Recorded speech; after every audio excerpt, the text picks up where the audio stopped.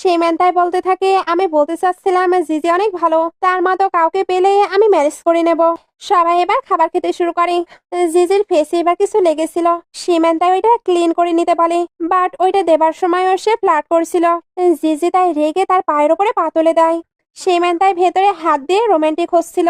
জিজির এতে সবস্টিকই পড়ে যায়। ফু এগুলোতে বিরক্ত হয়ে নিচে দেখতে যাচ্ছিল, বাট গ্র্যান্ডপা তাকে আটকে নেয়।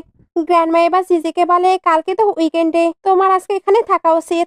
জিজি এখানে থাকতে চাচ্ছিল না, তবে গ্র্যান্ডমা তাকে রিকোয়েস্ট করে। জিজিকে তাই এখানে থাকতেই হয়। একটু পরে জিজি রেস্ট নিচ্ছিল, তখন তার কাছে ফু এসে মানি দেয়, যাতে সে সীমানকে মানি দিয়ে সবকিছু ঠিকঠাক করে নিতে পারে। ফু এখানে তো তার প্রতি ইন্টারেস্ট নিচ্ছিল, আর এমন প্রিটেন্ড করছিল সে জিজির প্রতি লয়াল থাকবে। বাট জিজি জানতো সে কেমন, এর জন্য তাকে ইগনোর করে দরজা বন্ধ করে দেয়। অনেকটা রাতে আবারও ডোরে কেউ নক করে। জিজি এবার ডোর ওপেন করতে করতে ফুকে গালি দিচ্ছিল, বাট এটা ছিল সীমান। সে এবার ভেতরে এসে জিজিকে ক্লোজ করে নেয়, আর এটাও জিজ্ঞেস করছিল, ফু তোমায় কি বলতে এসেছিল। জিজি বলে, তার থেকেই শুনে নিও। ফু তখন বলে, আমি তোমার থেকেই শুনতে চাই। জিজি এবার চলে যেতে লাগে, তবে ফু তাকে টেনে ক্লোজ করে নেয়, আর তার সঙ্গে রোম্যান্স করতেও শুরু করে। জিজি বলছিল, তুমি আমায় টাচ করবে না। ফু তখন বলে, কেন, আমি কি আগে তোমায় টাচ করিনি। সে এবার খুবই প্যাশনেট হয়ে তার সঙ্গে রোম্যান্স করতে শুরু করে। জিজিও এখন আর তাকে কোনো কিছু বলছিল না। দুজন যখন এগুলো করতে বিজি ছিল, তখন গ্র্যান্ডমা চলে আসে। উনি তো জিজিকে ডাকতে থাকে। জিজি এবার সীমানকে সরিয়ে দেবার অনেক ট্রাই করছিল, বাট সীমান তো যাবে না।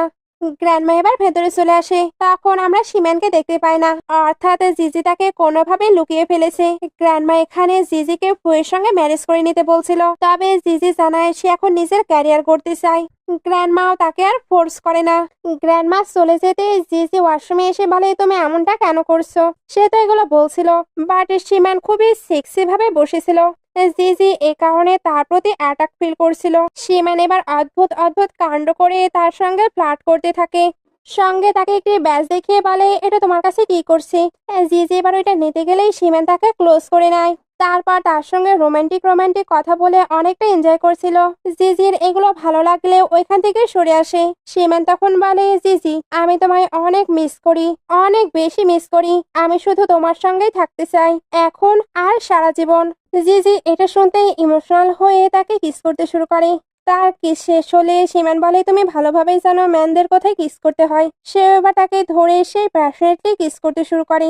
অনেকটা লং টাইম ধরে এগুলো তো চলতেই থাকে। এই সময়টা জিজিও কোনো কিছু বলে না, বাট একটু পরে জিজি উঠে নিজেকে সামলে নেয়। সীমান তখন হেসে তার ড্রেস ঠিক করে দেয়।